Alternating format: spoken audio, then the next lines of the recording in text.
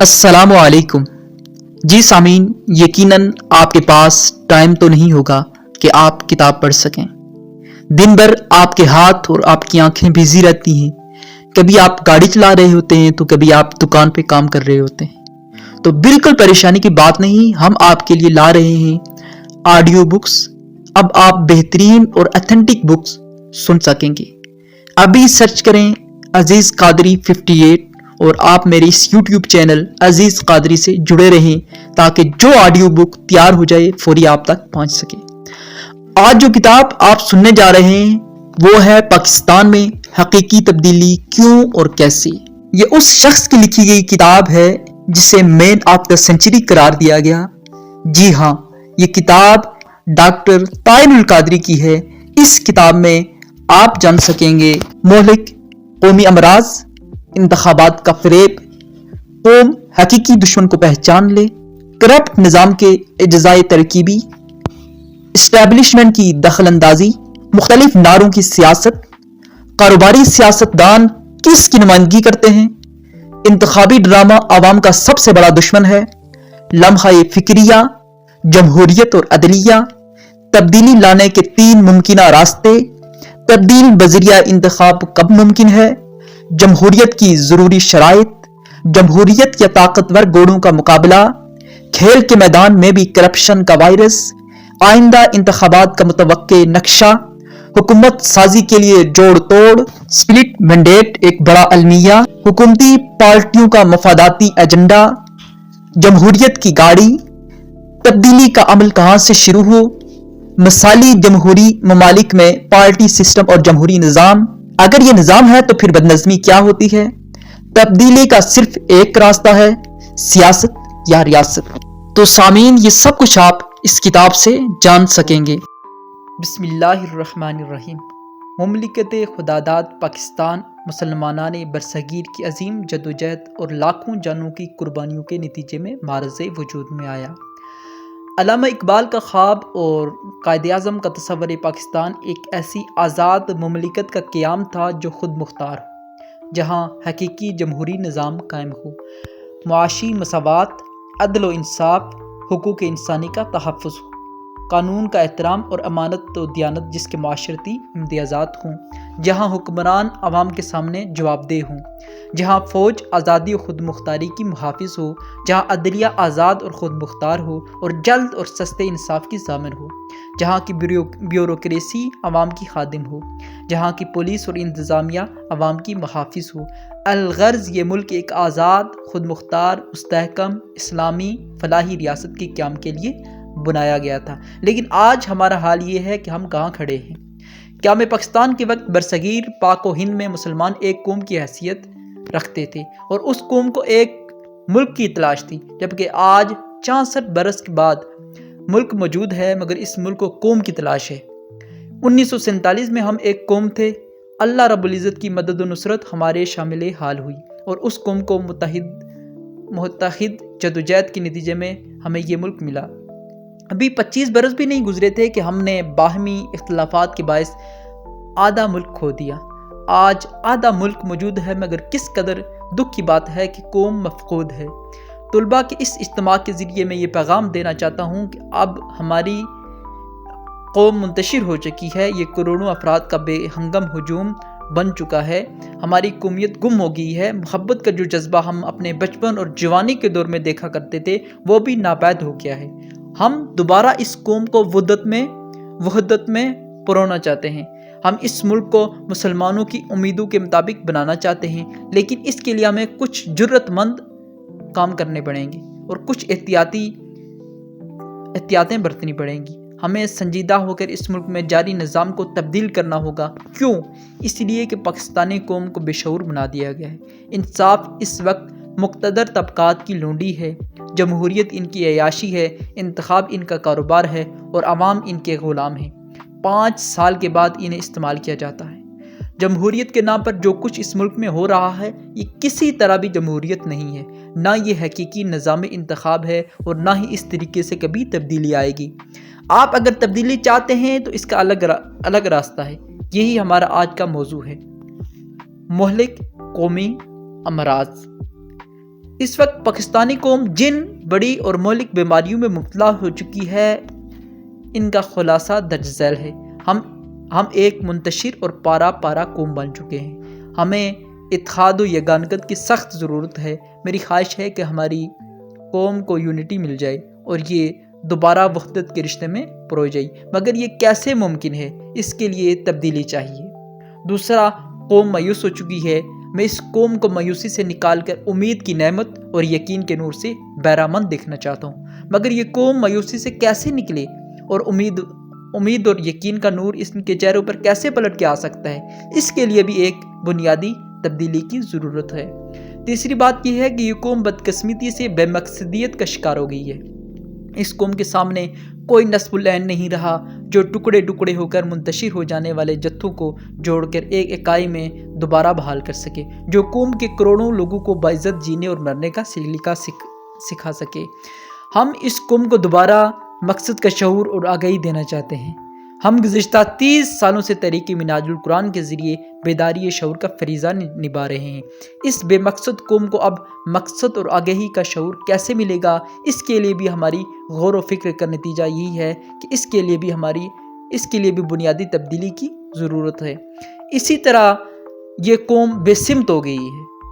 کراچی سے خیبر پختونخوا تک اور کشمیر سے چمن کی سرحدوں تک من حیث القوم اس کی کوئی سمت نہیں رہی۔ اس کی سوچیں، وفاداریاں، بولیاں، مفادات، ترجیحات اور ایجنڈے سب متضاد ہیں۔ یہ ایک ڈائریکشن لیس قوم بن چکی ہے۔ 17 کروڑ بے ہنگم عوام کا ہجوم ایک قوم بن کر، ایک وحدت اور اکائی بن کر ایک مقصد کے ساتھ ایک سمت کی طرف چل پڑے۔ لیکن یہ کیسے ممکن ہوگا؟ اس کے لیے ایک ہماگیر چینج کی ضرورت ہے اور وہ تبدیلی نظام میں تبدیلی کے بغیر ممکن نہیں ہوگی۔ انتخابات کا فریب۔ پاکستان کے عوام اس بنیادی تبدیلی کے آرزومند ہیں، لیکن ہر 4-5 سال کے بعد تبدیلی کے نام پر انہیں دھوکہ دیا جاتا ہے۔ اس کرپٹ سسٹم، نااہل قیادتوں اور غیر شفاف نظام اور غیر مؤثر حکومتوں کے نتیجے میں اس قوم پر ہر طرح کے مظالم ڈھائے جاتے ہیں۔ لوگ بنیادی ضرورتوں سے محروم ہو کر خودکشیوں پر مجبور ہیں۔ جان و مال کی ہلاکت اور دہشت گردی، قتل و غارت اور لوٹ مار ان کا مقدر بن چکا ہے۔ لوگ بجلی، سوئی گیس اور پانی کی بنیادی ضروریات سے محروم ہیں۔ بے روزگاری نئی نسل کو چور ڈاکو بننے کی ترغیب دے رہی ہے۔ نسلی، علاقائی، لسانی تعصبات نے ملک کا وجود خطرے میں ڈال دیا ہے۔ یہاں المیہ یہ ہے کہ لوگ 5 سال تک اس نظام کے خلاف اپنی نفرتوں اور غیظ و غضب کو پالتے رہتے ہیں اور اپنے دشمن کو پہچاننے کی کوشش کرتے رہتے ہیں تاکہ آئندہ ان سے نجات حاصل کریں، مگر بدقسمتی سے جو ہی 4 یا 5 سال پورے ہوتے ہیں، ان کا وہی دشمن نئے انداز سے دوستی، وفاداری، ہمدردی اور محبت کا لباس اوڑھ کر اور یہی رہزن ان کی عزت اور آبرو اور جان و مال کے محافظ کا روپ دھار کر سامنے آ جاتے ہیں۔ اپنے دشمن کی پہچان نہ رکھنے والی بے سمت، تباہ حال اور بدنصیب قوم پھر انہی رہزنوں کو دوست اور مسیحا سمجھ کر اگلے 5 سال کے لیے منتخب کر لیتی ہے۔ اس طرح وہ تمام نفرت اور غیظ و غضب جو ان کی گزشتہ 5 سالوں کی لوٹ مار کے باعث لوگوں کے دلوں میں پیدا ہوا تھا اور جس کے نتیجے میں ان کی آنکھوں سے پردے اٹھ رہے تھے اور وہ حقائق سے آگاہ ہو رہے تھے، سب بیکار چلا جاتا ہے اور شعور کا چراغ پھر بجھ جاتا ہے۔ قوم حقیقی دشمن کو پہچان لے۔ سوال پیدا ہوتا ہے کہ اس قوم کا وہ دشمن کون ہے جس نے دائماً انہیں پچھلے 64 برس سے تبدیلی اور خوشحالی سے دور رکھا ہوا ہے؟ ہم ملک کے 17 کروڑ عوام کو اس دشمن کی شناخت کروانا چاہتے ہیں جس نے ان کو باعزت زندہ رہنے کے حق سے محروم کر رکھا ہے، حتیٰ کہ اس قوم کو اپنی شناخت سے بھی محروم کر دیا ہے۔ وہ دشمن کون ہے؟ آج طلباء اور طالبات کے اس عظیم اجتماع میں اسی دشمن کی پہچان کروانا مقصود ہے تاکہ قوم کے بیٹے بیٹیاں، قوم کی آئندہ نسلیں اپنے مستقبل کو سنوارنے اور محفوظ رکھنے کے لیے صحیح سمت پر جدوجہد جاری رکھ سکیں اور اس کے خلاف ایک پرامن جنگ لڑنے کے لیے صف آرا ہو سکیں۔ بعض لوگ یہ کہہ دیتے ہیں کہ پیپلز پارٹی تمہاری دشمن ہے، کوئی کہہ دیتا ہے کہ مسلم لیگ نون تمہاری دشمن ہے۔ اسی طرح بعض دوسری سیاسی پارٹی کو نام لے لیتے ہیں جس سے سیاسی گروہ یا جماعتیں ایک دوسرے کے خلاف محاذ آرائش شروع کر دیتی ہیں اور عوام اس جنگ میں شریک ہو جاتے ہیں۔ کیٹاگوریکلی بتا دینا چاہتا ہوں کہ پیپلز پارٹی ہو یا مسلم لیگ نون، کاف لیگ ہو یا MQM، ANP ہو یا کوئی مذہبی جماعت یا بلوچستان اور دیگر صوبوں کے مقامی جماعتیں، یہ سب آپ کی حقیقی دشمن نہیں ہیں۔ اب سوال یہ پیدا ہوتا ہے کہ جب ان میں سے کوئی جماعت یا قیادت بھی عوام کی حقیقی دشمن نہیں، دشمن کون ہے؟ وہ کون ہے جس نے اس قوم کو کچل رکھا ہے، اس قوم کو محرومی کی آگ میں جھونک رکھا ہے؟ کس نے اس قوم کو تباہی اور ہلاکت کی راہ پر گامزن کر رکھا ہے؟ کس نے اس قوم کو اس کی تمام بنیادی حقوق سے محروم کر رکھا ہے؟ کس نے اس قوم کو خودکشیوں کی راہ پر ڈالا ہے؟ اسی دشمن کی شناخت کروانے کے لیے ہم نے بیداری شعور کی تحریک شروع کی ہے۔ یاد رکھیں، آپ کا دشمن یہ کرپٹ اور اجارہ دارانہ نظام انتخاب ہے، وہ نظام سیاست جو گزشتہ 6 دہائیوں سے مخصوص لوگوں کو اس ملک میں پال رہا ہے، مخصوص اجارہ داریوں کے نیچے جس کی پرورش ہو رہی ہے، جس نے اس قوم کے 99% عوام کو حقیقی جمہوریت سے محروم کر رکھا ہے، اور جس نے 1% سے بھی کم پر مشتمل مخصوص طبقے کو حکومت کا پیدائشی اور موروثی حق دے رکھا ہے۔ اگلے سال پھر انتخابات کا امکان ہے اور اس کی تیاریاں بھی شروع ہو گئی ہیں۔ یہی وہ کرپٹ اجارہ دارانہ نظام انتخاب ہے جس کے ارد گرد ملک کی پوری سیاست گھومتی ہے، اور اس نام نہاد الیکشن کے نتیجے میں جو حکومتیں وجود میں آتی ہیں، بدقسمتی سے ان حکومتوں کا نام جمہوری حکومت رکھ دیا جاتا ہے۔ یہ سیاست میں بھی دھوکہ ہے اور اس نام نہاد جمہوریت میں بھی دھوکہ ہے۔ کرپٹ نظام کے اجزائے ترکیبی۔ آپ کے ذہن میں سوال پیدا ہوگا کہ ہم اس نظام کو کرپٹ کیوں کہہ رہے ہیں؟ اس نظام کو اجارہ دارانہ کہنے اور کرپٹ قرار دینے کے واضح ثبوت موجود ہیں۔ ان دلائل میں سے بعض کا تعلق تاریخی شواہد کے ساتھ ہے اور بعض کا عملی کارکردگی کے ساتھ۔ آپ 1934 کے زمانے کا مطالعہ کریں، جب سندھ بمبئی کا حصہ تھا، تو جو لوگ اس بمبئی کی حکومت کے وزیر تھے، سندھ کی سیاست اس دن سے لے کر آج تک کم و بیش اسی ڈگر پر چل رہی ہے، انہی خاندانوں کی اجارہ داری میں رہی اور انہی کو منتقل ہوئی۔ پارلیمنٹ کا بہت بڑا حصہ آج تک انہی کے ہاتھ میں ہے۔ یہی حال بہاولپور، بلوچستان اور دیگر بیشتر الحلقہ جات کا ہے۔ میں کسی شخص کا نام نہیں لوں گا، یہ میرا منصب نہیں اور نہ میرا مقصود ہے۔ میں تو کنسپچول کلیئرٹی دینا چاہتا ہوں اور قوم کو ایک پیغام دینا چاہتا ہوں۔ لوگ پہلے سے ہی ان اجارہ دار خاندانوں اور سیاستدانوں کو جانتے ہیں۔ بہاولپور میں جو لوگ 1906 میں وزیر اعلیٰ تھے، انہی کے خاندان کے پاس آج تک سیاست و انتخابات کی اجارہ داری ہے۔ تاج برطانیہ کے دور میں ملتان اور ڈیرہ غازی خان میں جو بڑے بڑے خانوادے آج سے 100-150 سال پہلے مسند اقتدار پر فائز تھے، جن کے پاس 1930 کے اقتدار کی مسند تھی، آپ کو انہی شخصیتوں کی نسلیں اقتدار پر بیٹھی نظر آئیں گی، یعنی اقتدار نسل در نسل انہی کو منتقل ہوتا نظر آئے گا۔ اس دوران میں الیکشن ہوتے رہے، حکومتیں بدلتی رہیں، جمہوریت کے نام پر ادوار بدلتے رہے، کبھی فوجی آمریتیں آئیں اور کبھی سیاسی آمریتیں، مگر اسمبلیاں اور اقتدار ان خانوادوں سے باہر کبھی نہیں گیا، اور گیا تو بہت شاذ گیا۔ اس کے بعد جب شہر آباد ہو گئے تو شہروں کی کنٹریبیوشن بھی پالیٹکس میں شروع ہو گئی، چنانچہ بڑے بڑے سرمایہ دار اور تاجر سیاست اقتدار میں جاگیرداروں کے شیئر ہولڈر بن گئے۔ وہ لاہور ہو یا فیصل آباد، سرگودا ہو یا گجرانوالہ، سیالکوٹ ہو یا راولپنڈی، کوئٹہ ہو یا حیدرآباد یا پشاور اور کراچی، جہاں چلے جائیں آپ کو 20 حلقوں تک مخصوص لوگ ہی براجمان نظر آئیں گے۔ دیہی علاقوں میں جاگیردار ہیں اور شہری علاقوں میں سرمایہ دار۔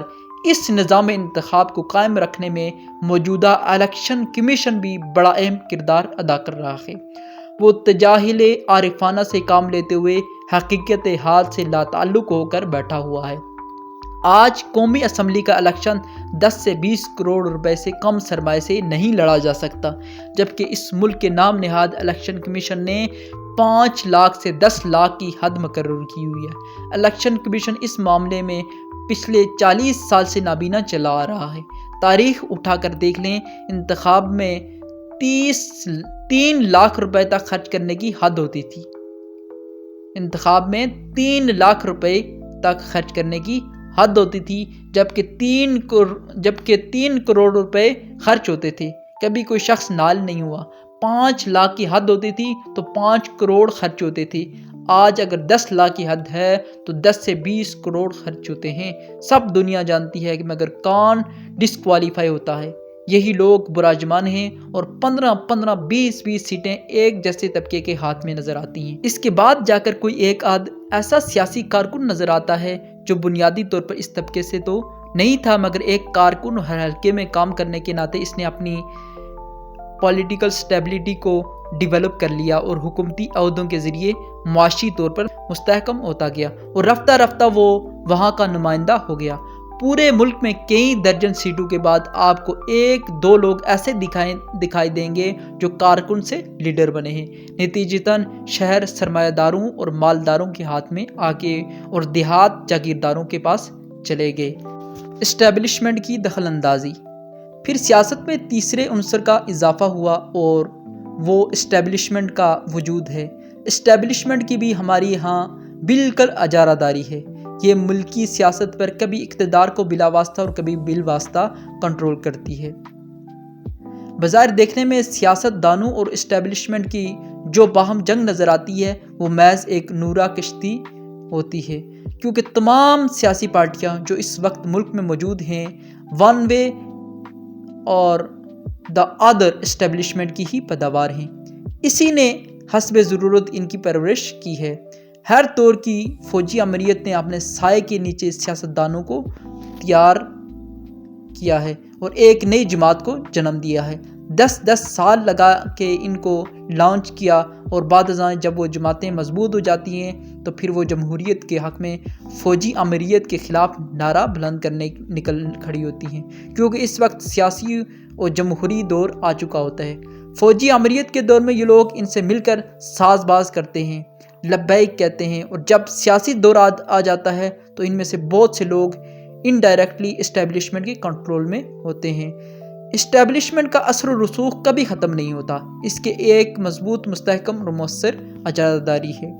سٹیٹس کو کے مختلف مورے، ایک طرف جاگیردار اور وڈیرے ہیں، ایک طرف سرمایہ دار اور مالدار ہیں اور ایک طرف اسٹیبلشمنٹ۔ یہ تمام طبقات اس ملک میں سٹیٹس کو کے مہرے ہیں اور نظام انہی کے دامے فریب میں پھنسا ہوا ہے۔ پھر اسٹیبلشمنٹ میں اندرونی اور بیرونی اسٹیبلشمنٹ داخل ہوتی ہے۔ ہماری خارجی پالیسی ملکی ضرورت کے مطابق نہیں بلکہ بیرونی آقاؤں کے اشاروں پر زیادہ عمل پیرا رہتی ہے۔ میرا پوری قوم سے سوال ہے کہ جو انتخاب 15 سے 20 کروڑ روپے کے سرمایے سے ایک سیٹ کے لیے لڑا جائے وہ اس ملک میں کیسے چینج لائے گا؟ ایسے اراکین اسمبلی کیسی تبدیلی کے علمبردار ہوں گے؟ کیا انہیں ذاتی مفادات سے ہٹ کر قومی اور عوامی مفادات کے متعلق سوچنے اور ان کی حالت میں بہتری لانے کی فکر ہوگی؟ ہرگز نہیں۔ سٹیٹس کو کی پیداوار ہیں اور ہمیشہ سٹیٹس کو کی حفاظت کریں گے، اگرچہ نعرہ تبدیلی کا لگا لیں گے تاکہ عوام انہیں انقلابی سمجھتے ہوئے ان پر بھروسہ رکھیں۔ مروجہ نظام سیاست میں ایگزیکٹو اور سیاست دانوں کا آپس میں چولی دامن کا ساتھ ہے۔ ملک میں ساری ناانصافیوں، کرپشن، اقربا پروریوں کا ماحول ان کے اس جوائنٹ وینچر کے باعث وقوع پذیر ہوتا ہے اور اسٹیبلشمنٹ اپنے مقاصد کے لیے انہیں یہ موقع فراہم کرتی ہے۔ مختلف نعروں کی سیاست۔ یہاں وہی سیاستدان کامیاب ترین ہے جو جھوٹ بولنے میں ماہر ہے۔ ساری سیاست جھوٹے نعروں پر کی جاتی ہے۔ ان نعروں میں اسلام، جمہوریت، غریب عوام اور ملک میں تبدیلی جیسے موضوعات اہم ہیں۔ مثلاً بعض مذہبی سیاسی جماعتوں نے اسلام کا نعرہ صرف مسند اقتدار اور اوان اقتدار تک پہنچنے کے لیے ایک آلہ بنا رکھا ہے۔ اسی طرح سیاسی جماعتوں کی طرف سے غریب عوام کے نعرے بھی لگے، مگر غریب عوام کے کندھے صرف مسند اقتدار پر پہنچنے کے لیے تھے۔ غریب عوام کی اقتدار کے اندر کوئی پارٹیسپیشن اور شراکت نہ تھی۔ اسی طرح جمہوریت کے نعرے بھی لگتے ہیں۔ یہاں جمہوریت بھی ایک سلوگن ہے، محض ایک دھوکہ ہے۔ مسند اقتدار اور پارلیمنٹ میں پہنچنے کے لیے اور پھر 5 سال تک وہ جمہوریت عوام میں سے کسی غریب کا حال پوچھنے کے لیے تیار نہیں ہوتی۔ یہاں احتساب کا نعرہ بھی لگتا ہے، غرض یہ کہ جس کو جو نعرہ سوٹ کرتا ہے وہ لگاتا ہے۔ جب فوجی امریت آتی ہے تو احتساب گڈ گورننس کے نعرے لگا کر اس ملک کے اقتدار پر قبضہ کرتی ہے، اور جب سیاسی امریت آتی ہے تو عوام اور جمہوریت کا نعرہ لگا کر ملکی اقتدار پر قبضہ کرتے ہیں۔ مگر جہاں تک عوام کی حقیقی زندگیوں میں تبدیلی کا تعلق ہے تو دونوں ادوار میں نتیجہ ایک ہی رہتا ہے۔ فوجی امریت میں ایوب خان اور یحییٰ کا دور دیکھ لیں، جنرل ضیاء الحق کا دور دیکھ لیں، جنرل پرویز مشرف کا دور دیکھ لیں، احتساب کے نام پر بھی آئے، اسلام کے نام پر بھی آئے، گڈ گورننس کے نام پر بھی آئے، ڈیولیوشن آف پاور کے نام پر بھی آئے، اور بالآخر ڈیموکریسی کے نام پر بھی آئے، لیکن یہ سب یک کے بعد دیگرے دھوکے دے کر چلتے بنے۔ فوجی امریت کے دور میں بھی اس ملک کے کروڑوں عوام میں سے محض مخصوص لوگوں کے علاوہ کسی ایک شخص کی زندگی میں تبدیلی نہیں آئی، کسی کو محرومیوں کے اندھیروں سے نکالنے کا اہتمام نہیں کیا گیا۔ پھر سیاسی دور میں جمہوریت کے نام پر نمائندہ پارلیمنٹ کریٹ کی گئی، اور اب جب یہ نمائندگان قوم پارلیمنٹ میں آ گئے تو اب آپ اپنا حال دیکھ لیں، لوگ قتل ہو رہے ہیں، ملک کی سالمیت اور خود مختاری گروی رکھ دی گئی ہے، پاکستان کو بیرونی طاقتوں کی کالونی بنا دیا گیا ہے، پاکستان نہ اپنے داخلی امور کا فیصلہ کرنے میں آزاد ہے اور نہ اپنی خارجہ پالیسی میں آزاد ہے، نہ اپنے دفاعی فیصلے لینے میں آزاد ہے، اور نہ ملک کی دہشت گردی کے خاتمے کے بارے میں کوئی فیصلہ کرنے میں آزاد، حتیٰ کہ اسمبلیاں ربر سٹیمپ بن چکی ہیں۔ کاروباری سیاستدان کس کی نمائندگی کرتے ہیں؟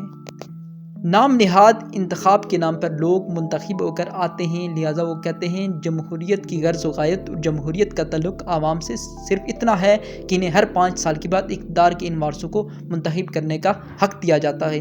یہ ہے عوام کی طاقت۔ 5 سال کے بعد جب دوبارہ ایک میلہ لگتا ہے، کروڑوں روپے خرچ کرنے والے پھر وہی خانوادے، کبھی ان کے بیٹے، کبھی بیٹیاں، کبھی بھتیجیاں اور کبھی بانجے بانجیاں، یعنی تھوڑے سے مائنس پلس کے فرق کے ساتھ یہی لوگ انوالو ہوتے ہیں۔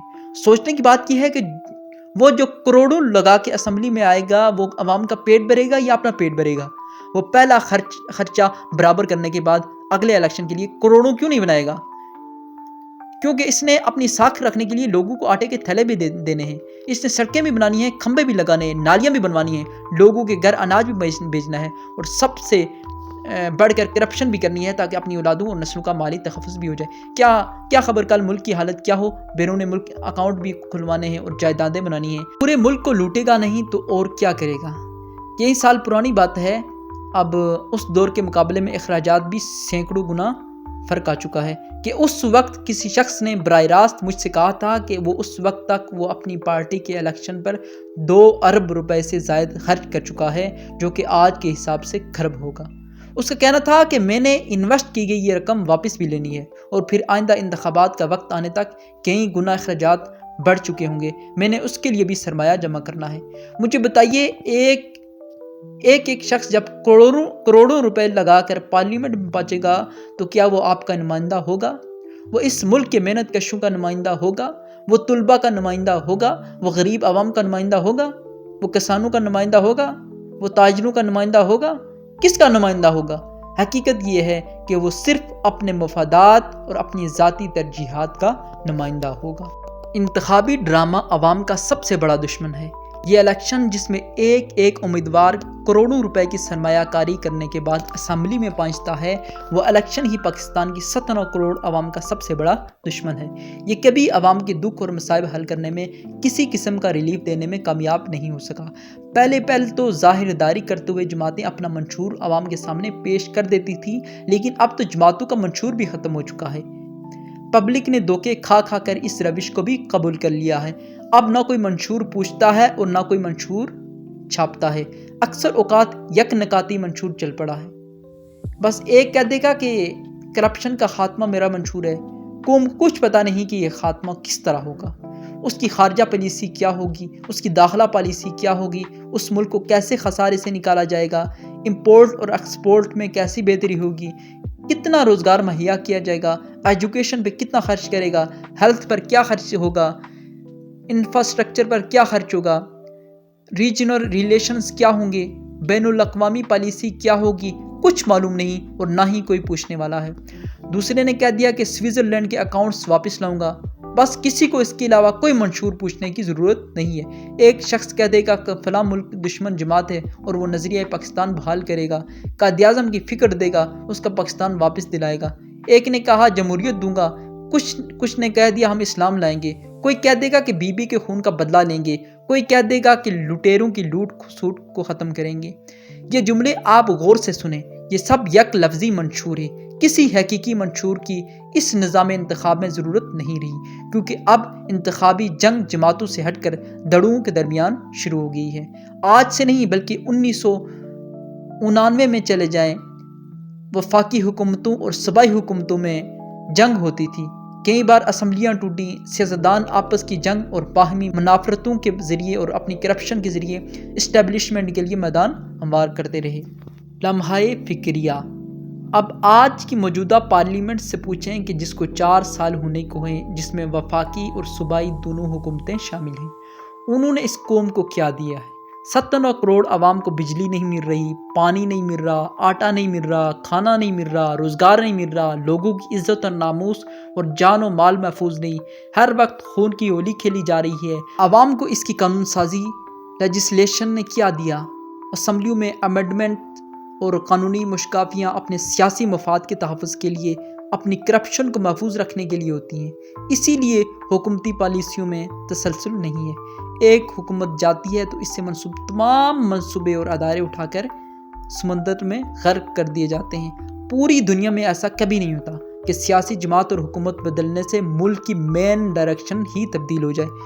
جمہوری ممالک میں سیاسی حکومت بدلتی ہے لیکن قومی ڈائریکشن وہی رہتی ہے۔ اہم کلیدی عہدوں پر سیاسی مداخلت نہیں ہوتی، نہ تقرری میں اور نہ ہی برطرفی میں۔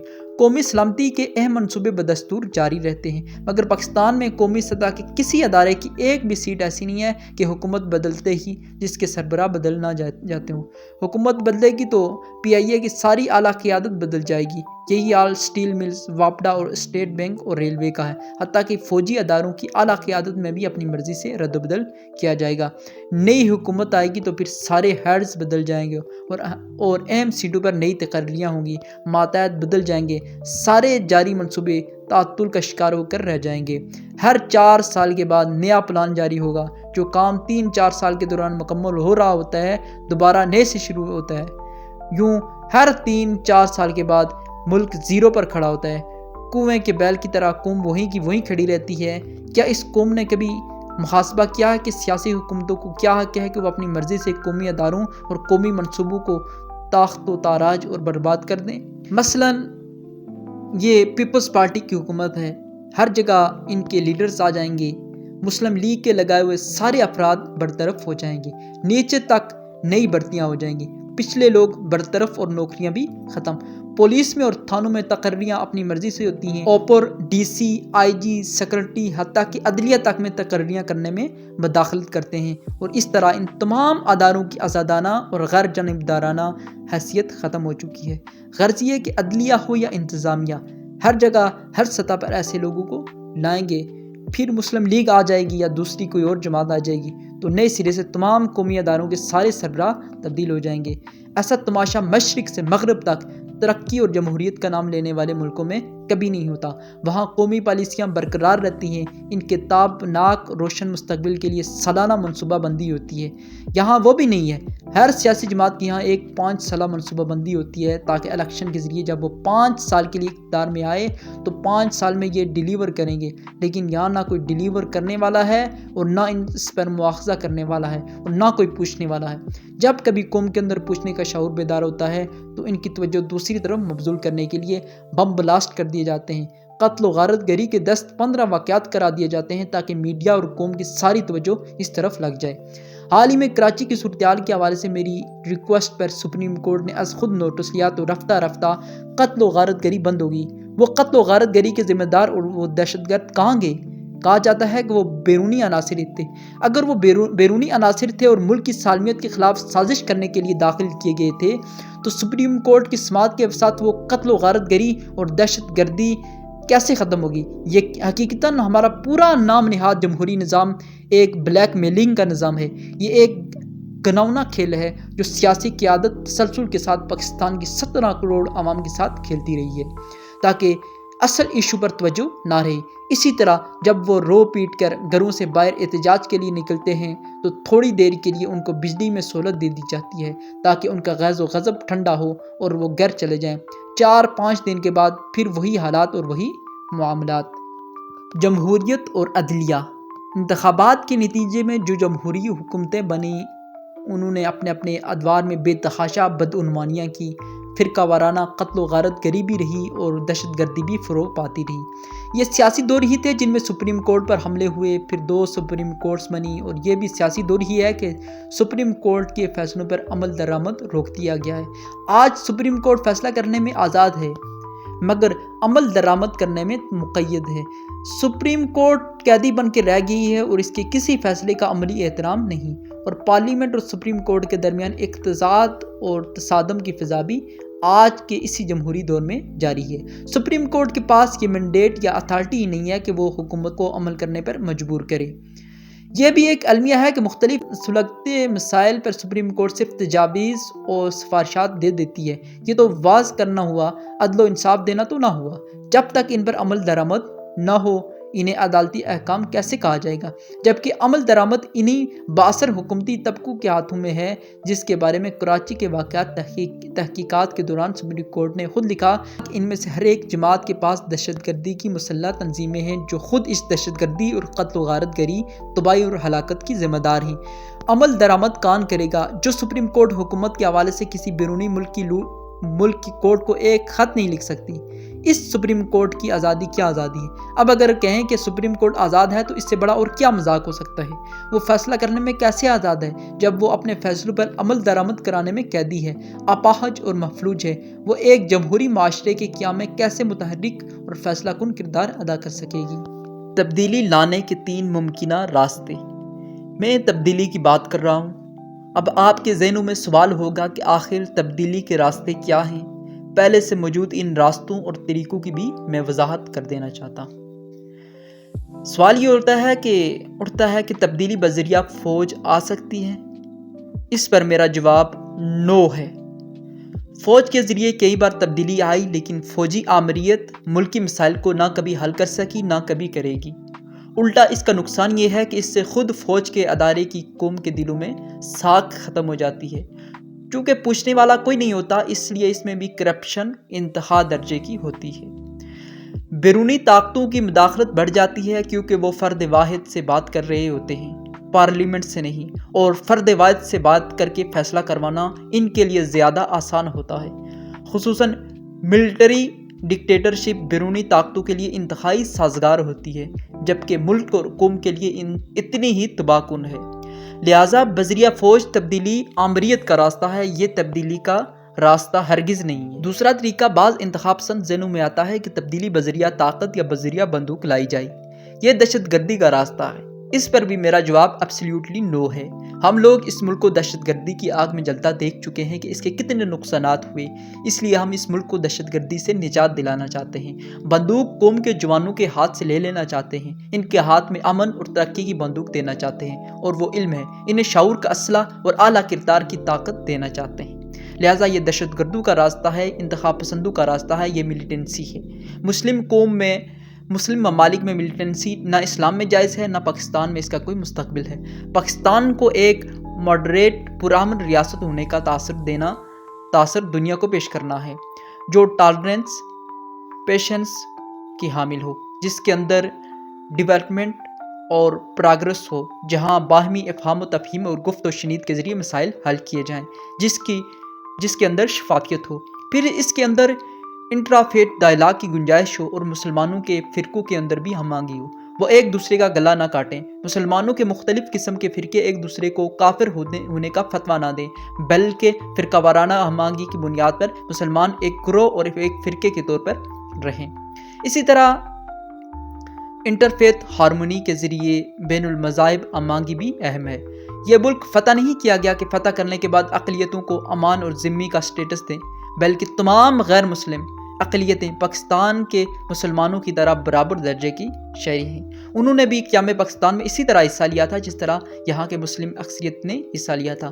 مسلم اکثریت اور غیر مسلم اقلیت نے مل کر تقسیم ہند اور قیام پاکستان کی جنگ لڑی تھی۔ وہ برابر درجے کے شہری ہیں، ہر ایک کو اپنی مذہبی آزادی حاصل ہے۔ آقا صلی اللہ علیہ وسلم نے جب ریاست مدینہ قائم کی تو آپ صلی اللہ علیہ وسلم نے یہود اور ان کے تمام کلائنٹ کے ساتھ ایک پولیٹیکل الائنس قائم کیا تھا، اور میثاق مدینہ کی صورت میں پہلا آئین اور دستور دیا تھا، جس میں مسلمانوں اور یہود کو مل کر ایک سنگل نیشن قرار دیا تھا۔ حوالہ جات کے لیے ملاحظہ ہوں سیرت ابن اسحاق، سیرت ابن ہشام، کتاب الاموال ابی عبید قاسم بن سلام، کتاب الاموال اور دیگر کتب سیرت و تاریخ۔ میثاق مدینہ کے آرٹیکل 28 میں آقا صلی اللہ علیہ وسلم نے فرمایا، بے شک یہود بنی اوف مسلمانوں کے ساتھ مل کر ایک ہی امت قرار دیے جاتے ہیں، مگر یہود کے لیے ان کا اپنا دین ہوگا اور مسلمانوں کے لیے ان کا اپنا۔ امت ہونے میں وہ خود بھی شامل ہوں گے اور دونوں طبقات کے موالی بھی۔ آپ صلی اللہ علیہ وسلم نے انہیں ایک قوم اور ایک پولیٹیکل انٹیٹی بنا دیا تھا اور فرمایا کہ ہر کوئی اپنے مذہب میں آزاد ہوگا۔ ہمارا ملک رواداری کا ملک ہے، اسے برداشت اور رواداری کا ملک ہونا چاہیے، بین المذاہب اور بین الفرقہ ہم آہنگی کا ملک ہونا چاہیے۔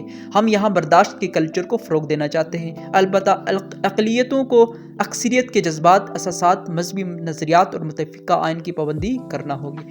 اب اس کے بعد تیسرا اور آخری راستہ بچ جاتا ہے جو ذہنوں میں آتا ہے، وہ تبدیلی بذریعہ انتخاب ہے۔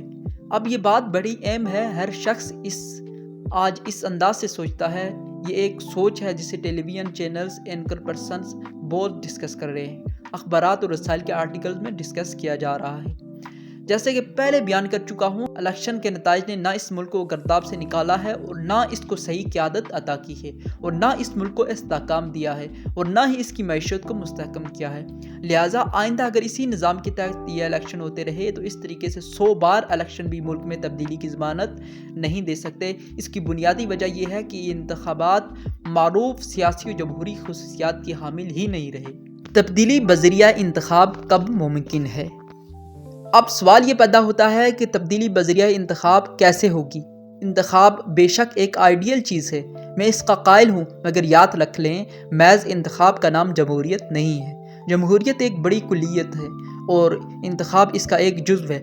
آپ UN اور جنرل اسمبلی کے ریزولوشن پڑھیں جس میں انہوں نے جمہوریت کو ڈیفائن کیا ہے۔ انہوں نے صرف ان انتخابات کو حقیقی انتخاب کہا ہے جو درج ذیل دو شرائط کو پورا کرتے ہوں۔ الیکشن پروسیس جینین ہو، یعنی انتخابات صحیح معنوں میں عدل و انصاف پر مبنی اور شفاف طریقے سے ہوں، لوگ اپنے حق رائے دہی آزادانہ طریقے سے استعمال کر سکتے ہوں۔ یہاں آزادانہ حق رائے دہی کہاں ہے؟ ہمارے مروجہ نظام سیاست نے تو 5 سال کے بعد ایک دن کی پولنگ کو جمہوریت کا نام دے رکھا ہے، اور اس دن کی حالت بھی یہ ہوتی ہے کہ جتھے اور کنبے بھیڑ بکریوں کی طرح چودھریوں اور ٹھیکیداروں کے ذریعے گاڑیوں پر بٹھا کر پولنگ اسٹیشن لائے جاتے ہیں اور سماجی دباؤ کے تحت اپنے پسندیدہ انتخابی نشان پر مہریں لگوائی جاتی ہیں۔ ووٹ لے کر پھر ان سے کوئی واسطہ تعلق نہیں رہتا۔ اگلے الیکشن تک حکومت جو بھی ظالمانہ، نامنصفانہ، عوام دشمن رویہ اختیار کرے، جمہوریت اور جمہوری عمل ہی کہلاتا ہے۔ انتخابات اسی وقت حقیقی تبدیلی کا ذریعہ بن سکتے ہیں جب مندرجہ بالا دونوں شرائط پر پورے اترتے ہوں۔ جمہوریت کی ضروری شرائط۔ بین الاقوامی ادارے اور ماہرین ایک کنسپٹ پر متفق ہیں کہ جمہوریت صرف انتخابات کا نام نہیں بلکہ پورے نظام کا نام ہے۔ اس کی پہلی شرط یہ ہے کہ الیکشن صحیح معنوں میں شفاف ہو۔ پاکستان میں ووٹنگ کی کریڈیبلٹی ہمیشہ مشکوک رہی ہے۔ سابقہ الیکشن میں کاسٹ کیے گئے ووٹوں میں سے 4.25 کروڑ ووٹوں کو الیکشن کمیشن نے جعلی ڈکلیئر کر دیا ہے۔ اس ملک میں الیکشن کی شفافیت کہاں تلاش کی جا سکتی ہے، جو کہ جمہوریت کی پہلی شرط ہے۔ دوسرا، لوگوں کی پارٹیسپیشن یعنی شراکت بھی شفاف ہو اور گراس روٹ لیول سے ٹاپ لیول تک عوام کی شراکت کے تسلسل سے جمہوریت وجود میں آتی ہے۔ ترقی پذیر جمہوری ممالک میں اس سے مراد یہ ہے کہ ملک کی پالیسی سازوں پر عوام کو مواخذے کا حق ہو، اور پالیسی ساز جب بھی پالیسیاں بنائیں تو ان پالیسیوں کو عوام چیلنج کر سکیں، اگر ان کے مقاصد پورے نہ ہوں تو مواخذہ کر کے انہیں ود ڈرا کروا سکے۔ چنانچہ جمہوری ترقی پذیر ممالک میں عوام کی گرفت اور مؤثریت اتنی سخت ہوتی ہے کہ پارٹیز کو ایکشن لینا پڑ جاتا ہے، بسا اوقات کورٹس کو بھی ایکشن لینا پڑ جاتا ہے، تو یہ جمہوریت کی حقیقی تعریف ہے۔ تیسرا، جمہوری نظام تب کامیاب ہوتا ہے جب اس میں جمہوری حکمرانی ہو۔ اگر یہ نہ ہو تو وہ نظام جمہوری نہیں۔ جمہوری حکمرانی کے لیے لازم ہے کہ جان و مال کے تحفظ سمیت تمام ہیومن رائٹس کی گارنٹی قوم کو حاصل ہو اور گڈ گورننس قوم کو ملے۔ بین الاقوامی طور پر یہ امر طے شدہ ہے کہ اگر انتخاب کے نتیجے میں جمہوری حکمرانی وجود میں نہ آئے تو وہ جمہوریت نہیں ہے۔ جمہوریت کا معنی شراکت یعنی عوام کی شراکت، پارٹیسپیشن یعنی عوام کی شراکت ہے، اس لیے جمہوریت کا اکنامک ڈیموکریٹک ہونا ضروری ہے، سوشل ڈیموکریسی ہونا ضروری ہے، تب پولیٹیکل ڈیموکریسی وجود میں آئے گی۔ ان تمام طبقات کی شراکت کو یقینی بنانا جمہوریت کے لوازم میں سے ہے۔ پاکستان کے نظام جمہوریت میں عوام کی شراکت کہاں ہے؟ 5 سال کے اندر ایک دفعہ ووٹ ڈالنے کو جمہوریت نہیں کہا جا سکتا۔ عوام کی سیاسی نظام میں مکمل فل فلیج شراکت چاہیے۔ جمہوری حکومت میں قانون کی حکمرانی چاہیے، جبکہ اس ملک میں قانون صرف غریب کے لیے بنتا ہے۔ امراء، اراکین اسمبلی اور صاحبان اقتدار قانون سے ماوراء ہیں، یہ اس لیے کہ طاقتور حکمران طبقات کے بالمقابل قانون کمزور ہے، ان کے پاس قانون کو بائی پاس کرنے کے ہزار ہتھ کنڈے ہیں۔ پارلیمنٹ اور سپریم کورٹ لاکھ بار فیصلہ دے، کمیٹیاں اور کمیشن بنا دے، حکومت سالہ سال انہیں لٹکاتی چلی جائے گی۔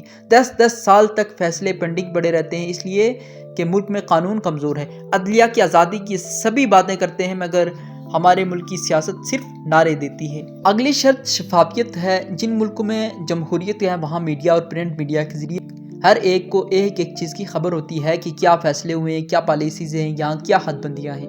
پھر اس حد کو کوئی کراس نہیں کرتا تاکہ کسی کے مفاد کو نقصان نہ پہنچے۔ نظام بھی شفاف ہے اور سیاسی نمائندے بھی اسے پراگندہ کرنے کی جسارت نہیں کرتے۔ اس کے برعکس ہمارے حکمرانوں کی اولین کوشش یہ ہوتی ہے کہ حقائق کسی طرح بھی عوام تک نہ پہنچے، ظاہر کچھ کرتے ہیں جبکہ پس پردہ حقیقت اس کے بالکل برعکس ہوتی ہے۔ الیکشن ہوں یا اہم قومی معاملات، حقائق ہمیشہ چھپائے جاتے ہیں، یہاں کرکٹ میچ تک فکسڈ ہوتے ہیں۔ قوم کو ان تمام حقائق سے بے خبر رکھا جاتا ہے تاکہ ان کی لوٹ کھسوٹ اور ناانصافی پر مبنی نظام چلتا رہے، جبکہ شفافیت اس بات کا تقاضا کرتی ہے کہ احتساب کا ایک مضبوط نظام قائم ہو اور عدل و انصاف ہر جگہ نظر آئے تاکہ عوام حکومتوں کا احتساب کر سکے۔ نمبر 5، جمہوری نظام کا ایک حصہ آزادی رائے بھی ہے۔ مغربی دنیا میں شوہر کو معلوم نہیں ہوتا کہ اس کی بیوی کس کو ووٹ دینے جا رہی ہے، شوہر کسی اور پارٹی کو ووٹ دیتا ہے، عورت کسی اور کو، والدین کسی کو دے رہے ہیں اور اولاد کسی کو، یعنی اس حد تک اظہار رائے میں آزادی اور خود مختاری ہے۔ ایک شخص دوسرے کی رائے پر اثر انداز نہیں ہوتا، نہ پولیس اثر انداز ہوتی، نہ میڈیا، نہ اسٹیبلشمنٹ اور نہ طاقتور لیڈرز اور نہ ان کے نمائندے۔ وہاں بندوق کے زور پر ووٹ لینے کا کوئی تصور نہیں۔ حقیقت یہ ہے کہ جمہوری حکومت کے بغیر جمہوریت کا کوئی وجود نہیں۔ اس کے لیے لازم ہے کہ لوگوں کو حقوق ملیں، طاقت اداروں کے ہاتھوں میں ہو، عام لوگوں کو بنیادی سہولیات ملیں، بجلی، گیس، ہیلتھ، تعلیم، روزگار، عدل و انصاف وغیرہ سب جمع ہوں تو پھر جمہوری حکومت بنتی ہے۔ جمہوریت یا طاقتور گروہوں کا مقابلہ۔ آپ اپنے ایمان سے کہیے کہ جس ملک میں 99% افراد قوم کے وکلاء، تاجر، پروفیسر، پڑھا لکھا نوجوان، سائنٹسٹ، تعلیم یافتہ سفید پوش افراد، یعنی جن طبقات کے پاس حرام کے ذرائع سے کمائے ہوئے کروڑوں روپے الیکشن میں جھونکنے کے لیے نہیں، وہ الیکشن میں کیسے حصہ لے سکتے ہیں؟ پھر ان موجودہ سیاسی جماعتوں میں خواہ وہ پیپلز پارٹی ہو یا درجنوں مسلم لیگز ہوں یا کوئی اور، یہ تمام سیاسی جماعتیں اپنے نظریاتی کارکنوں کو جو ایم اے ہوں، پی ایچ ڈیز ہوں، ماہر سائنٹسٹ ہوں، اکنامسٹ ہوں یا سوشل سائنسز میں ماہر ہوں، فائنینشیل مینجمنٹ میں ماہر ہوں، مگر بالکل متوسط سفید پوش طبقہ سے بفرض محال ان کو ٹکٹ دے دیں تو کیا وہ الیکشن جیت سکیں گے؟ سادہ جواب ہے نو۔ جو جماعت بھی ان باکردار تعلیم یافتہ کارکنوں کو سیٹوں کے لیے ٹکٹ دے گی وہ جماعت الیکشن ہار جائے گی۔ سوال پھر یہ پیدا ہوا کہ دشمن کون ہوا، جماعت یا مونوپولیٹیکل الیکٹورل سسٹم؟ اس الیکشن میں باکردار، سفید پوش اور تعلیم یافتہ آدمی کی کوئی گنجائش نہیں ہے، حالانکہ یہی لوگ اپنے علم، تجربے اور پلاننگ سے حقیقی طور پر اس ملک کی تقدیر بدل سکتے ہیں۔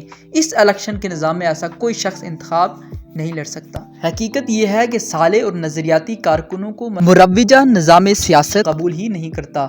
یہی وجہ ہے کہ آپ جب سیاسی جماعتوں سے بات کرتے ہیں کہ آپ پھر انہی کو ٹکٹ دے رہے ہیں جن سے قوم مایوس ہے، تو ہر سیاستدان یہی جواب دیتا ہے کہ کیا کریں، ان کے بغیر الیکشن نہیں لڑا جا سکتا۔ بس یہاں جا کر ساری کہانی ختم ہو جاتی ہے۔ یہی اس انتخابی نظام کی سب سے بڑی خرابی ہے۔ چنانچہ یہ نظام انتخاب ہی عوام کا سب سے بڑا دشمن ہے، جس نے اسے سر سے پاؤں تک لوہے کی بیڑیوں سے جکڑ رکھا ہے۔ اس نظام میں جو جیتنے کے قابل ہیں ان کو وننگ ہارسز کہتے ہیں، ان کو ہی پٹ کریں گے تو آپ جیتیں گے۔ میں نے 1990 میں بھی تعلیم یافتہ کارکنان پر مشتمل لوگ الیکشن کے لیے چنے تھے، جن میں ڈاکٹرز بھی تھے، لیکچررز بھی تھے، پروفیسر بھی تھے، پی ایچ ڈیز بھی تھے اور وکیل بھی تھے، اور 2002 میں بھی ایسے ہی بہترین صلاحیتوں کے حامل دیانتدار پڑھے لکھے لوگ ہمارے امیدوار تھے، مگر کوئی نہیں جیت سکا۔ کیوں؟ اس لیے کہ ان کے پاس بڑی بڑی برادریاں نہیں تھیں، ان کے پاس کروڑوں کا سرمایہ نہیں تھا، ان کے پاس اسٹیبلشمنٹ کی سپورٹ نہیں تھی، ان کے پاس برادریوں کی بنیاد پر، دہشت گردی کی بنیاد پر، غنڈہ گردی کی بنیاد پر، پیسوں کی بنیاد پر ووٹ خریدنے کا اہتمام نہیں تھا۔ ایک پڑھے لکھے آدمی کے پاس کیا ہے؟ اس کے پاس علم ہے، دیانت ہے، سفید پوشی ہے اور ملک و قوم کا درد ہے۔ اس کے پاس دماغ ہے، صلاحیت ہے، ڈیلیور کرنے کی کیپیبلٹی ہے، یعنی وہ سارا کچھ ہے جس پر قوم فخر کر سکتی ہے، لیکن اس انتخابی نظام کے سامنے اس کی تمام صلاحیتیں صفر ہیں۔ حالانکہ اس ملک کی عوام میں ٹیلنٹ کی کمی نہیں، اس میں امریکی قوم سے بھی بہتر ٹیلنٹ ہے۔ خدا کا فضل ہے اس سرزمین پاکستان پر کہ یہاں کے ڈاکٹرز، انجینئرز، قانون دان، سیاستدان وغیرہ مغربی اور حقیقت یہ ہے کہ صالح اور نظریاتی کارکنوں کو مروجہ نظام سیاست قبول ہی نہیں کرتا۔ یہی وجہ ہے کہ آپ جب سیاسی جماعتوں سے بات کرتے ہیں کہ آپ پھر انہی کو ٹکٹ دے رہے ہیں جن سے قوم مایوس ہے، تو ہر سیاستدان یہی جواب دیتا ہے کہ کیا کریں، ان کے بغیر الیکشن نہیں لڑا جا سکتا۔ بس یہاں جا کر ساری کہانی ختم ہو جاتی ہے۔ یہی اس انتخابی نظام کی سب سے بڑی خرابی ہے۔ چنانچہ یہ نظام انتخاب ہی عوام کا سب سے بڑا دشمن ہے، جس نے اسے سر سے پاؤں تک لوہے کی بیڑیوں سے جکڑ رکھا ہے۔ اس نظام میں جو جیتنے کے قابل ہیں، ان کو وننگ ہارسز کہتے ہیں، ان کو ہی پٹ کریں گے تو آپ جیتیں گے۔ میں نے 1990 میں بھی تعلیم یافتہ کارکنان پر مشتمل لوگ الیکشن کے لیے چنے تھے، جن میں ڈاکٹرز بھی تھے، لیکچررز بھی تھے، پروفیسر بھی تھے، پی ایچ ڈیز بھی تھے اور وکیل بھی تھے، اور 2002 میں بھی ایسے ہی بہترین صلاحیتوں کے حامل دیانتدار پڑھے لکھے لوگ ہمارے امیدوار تھے، مگر کوئی نہیں جیت سکا۔ کیوں؟ اس لیے کہ ان کے پاس بڑی بڑی برادریاں نہیں تھیں، ان کے پاس کروڑوں کا سرمایہ نہیں تھا، ان کے پاس اسٹیبلشمنٹ کی سپورٹ نہیں تھی، ان کے پاس برادریوں کی بنیاد پر، دہشت گردی کی بنیاد پر، غنڈہ گردی کی بنیاد پر، پیسوں کی بنیاد پر ووٹ خریدنے کا اہتمام نہیں تھا۔ ایک پڑھے لکھے آدمی کے پاس کیا ہے؟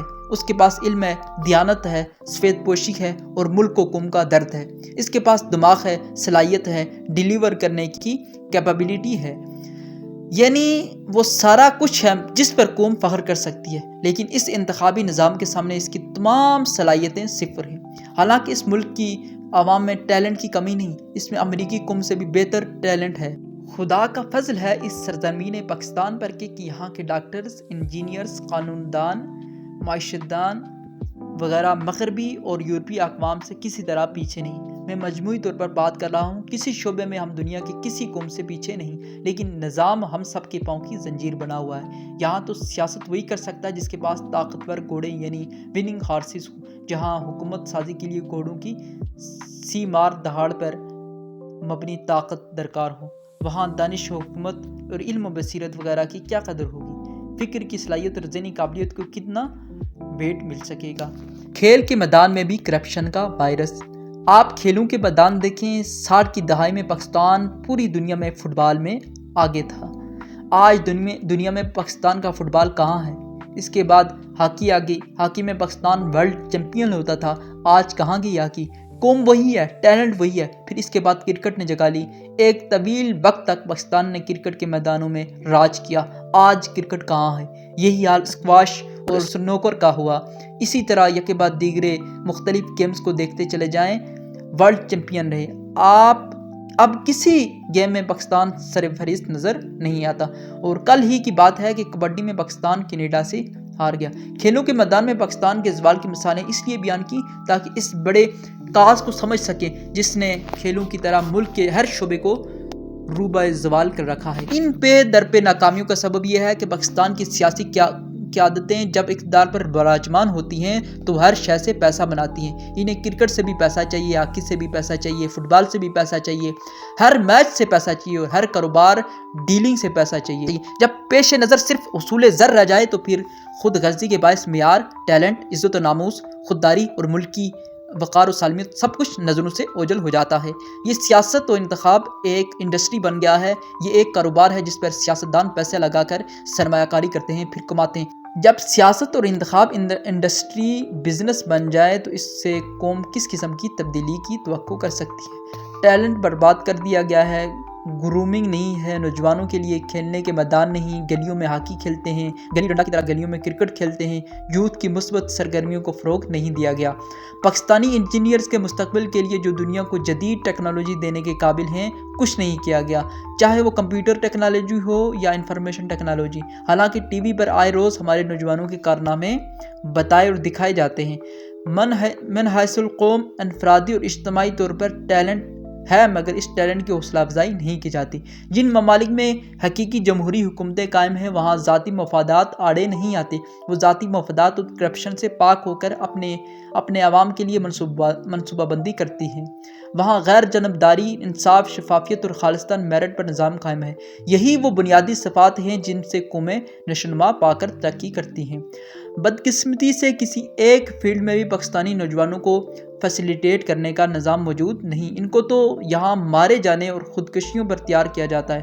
چونکہ منتخب ہونے والے یہ لوگ سیاست کو بطور سرمایہ کاری اختیار کرتے ہیں تو 5 سال تک ان کا دھیان الیکشن پر خرچ کیے ہوئے مال کی واپسی اور آئندہ کے لیے اقتدار کو قابو رکھنے پر ہی لگا رہتا ہے۔ آئندہ انتخابات کا متوقع نقشہ۔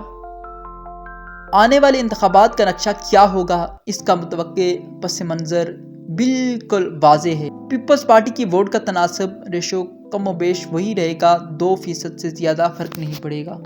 چنانچہ پیپلز پارٹی کی اسی حیثیت کے ساتھ چند سیٹیں کم ہو جائیں گی، وہ پارلیمنٹ میں دوبارہ آئے گی۔ سندھ میں اس کی جو اپنی پوزیشن ہے وہی رہے گی۔ پنجاب میں تھوڑا فرق پڑے گا، سرحد اور بلوچستان میں تھوڑے فرق کے ساتھ مینڈیٹ ملے گا۔ پنجاب میں مسلم لیگ نون کو مینڈیٹ ملے گا، اگرچہ نئی قوتوں کے میدان میں آنے سے یقیناً کچھ مائنس پلس ہوگا۔ پنجاب میں کچھ سیٹیں مسلم لیگ نون لے گی، کچھ کاف لیگ والے اور کچھ نئے امیدوار بھی لیں گے، لہٰذا یہاں مینڈیٹ پہلے سے بھی زیادہ سپلٹ ہو جائے گا۔ کراچی، حیدرآباد اور سکھر کی جو شہری آبادیوں میں ایم کیو ایم کا مینڈیٹ ہے وہی رہے گا، اس میں کوئی تبدیلی نہیں آئے گی، اور سندھ کی چند سیٹیں جو باقی سندھی لے جاتے ہیں دوبارہ وہی لے جائیں گے۔ بلوچستان کی مختلف مقامی جماعتوں کا مینڈیٹ بھی اسی طرح برقرار رہے گا، یعنی جو پارٹی رہنماؤں کی اپنی سیٹیں ہیں اور جہاں جماعتوں کی انوالومنٹ ہے وہ اسی طرح سیم رہے گی۔ صوبہ خیبر پختونخوا میں ANP ہے، مذہبی جماعتیں اور پیپلز پارٹی ہے، وہاں بھی مینڈیٹ سپلٹ ہوگا۔ اس طرح پہلے سے زیادہ سپلٹ مینڈیٹ کے ساتھ نئی پارلیمنٹ وجود میں آئے گی جو فیصلوں میں مزید کمزور اور بے اختیار ہوگی۔ اگر کسی کے ذہن میں یہ خیال ہے کہ کوئی سیاسی جماعت ان انتخابات میں سویپ کر جائے گی تو اس خواب سے باہر آ جائے، یہ پاکستان کی کل موجودہ انتخابات کا متوقع انجام ہے۔ حکومت سازی کے لیے جوڑ توڑ۔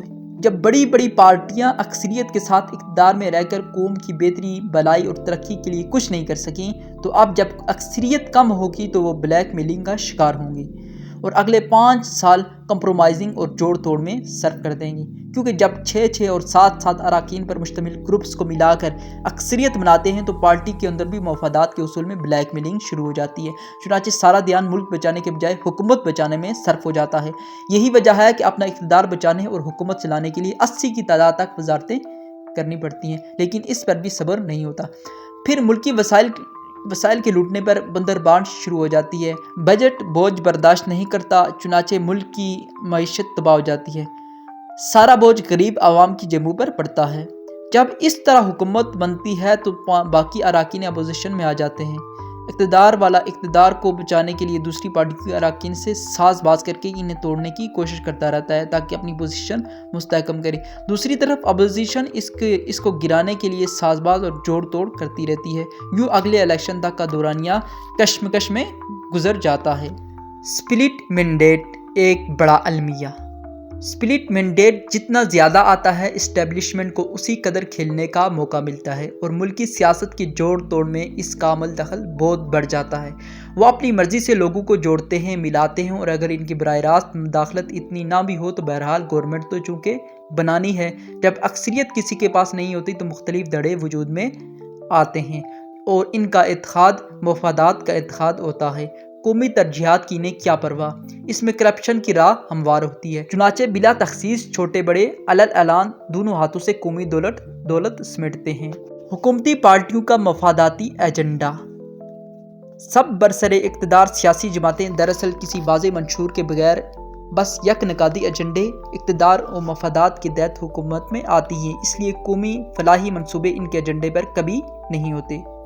ان کا ایجنڈا صرف اقتدار ہوتا ہے۔ حکومت میں شامل سارے گروپ اقتدار کو شیئر کرتے رہتے ہیں، یہ تعلق ان کو اکٹھا رکھتا ہے اور وہ اس کو بچانے کی فکر میں 5 سال گزار دیتے ہیں، اور اپوزیشن اس کے برعکس یہ 5 سال ان کو گرانے میں لگا دیتی ہے۔ اس لیے میں یہ بات کیٹیگوریکلی کہہ رہا ہوں کہ اس کرپٹ نظام انتخاب سے مثبت تبدیلی کی امید رکھنا عبث ہے، یہ تبدیلی کا راستہ ہرگز نہیں ہے۔ جمہوریت کی گاڑی۔ کوئی شک نہیں کہ انتخابات جمہوریت کی ایک گاڑی ہے۔ قوم اس میں اس لیے بیٹھتی ہے کہ یہ جمہوریت کی منزل تک لے جائے، لیکن اگر گاڑی میں خطرناک قسم کی خرابیاں آ جائیں، انجن فیل ہو جائے یا اس سے تیل بہہ کر آگ لگ جائے یا گاڑی کی بریکس فیل ہو جائیں تو اس سے ملک حادثہ ہو سکتا ہے اور سواریوں کی ہلاکت اور جان کے تلف ہونے کا ڈر ہے۔ اسی کے لیے ضروری ہے کہ جب گاڑی میں خرابی واقع ہو تو اس کے چلانے پر اصرار نہ کیا جائے بلکہ اسے ورکشاپ بھیجا جاتا ہے تاکہ جو خرابیاں موجود ہیں انہیں دور کر کے محفوظ سفر کے لیے تیار کیا جا سکے۔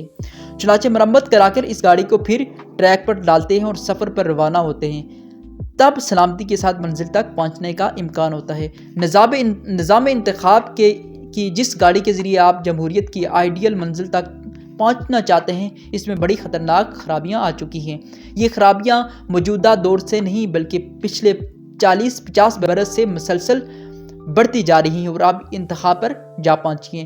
بنابراً اس گاڑی کے اب مزید سلامتی کے ساتھ چلنے اور منزل تک پہنچنے کے لیے کوئی امکانات نہیں رہے۔ اس سیاسی نظام میں شراکت داری کی مثال ان مسافروں کی مانند ہے جو کراچی جانے کے لیے ٹرین میں سوار ہوتے ہیں، مگر بدقسمتی سے اس ٹرین کا رخ پشاور کی طرف ہوتا ہے۔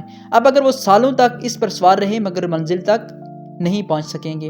پاکستان میں موجودہ نظام انتخاب کے ذریعے قائم ہونے والی اسمبلیوں کی مثال نمک کی کان کی طرح ہے، جو اس میں گیا وہ نمک بن کر رہ گیا۔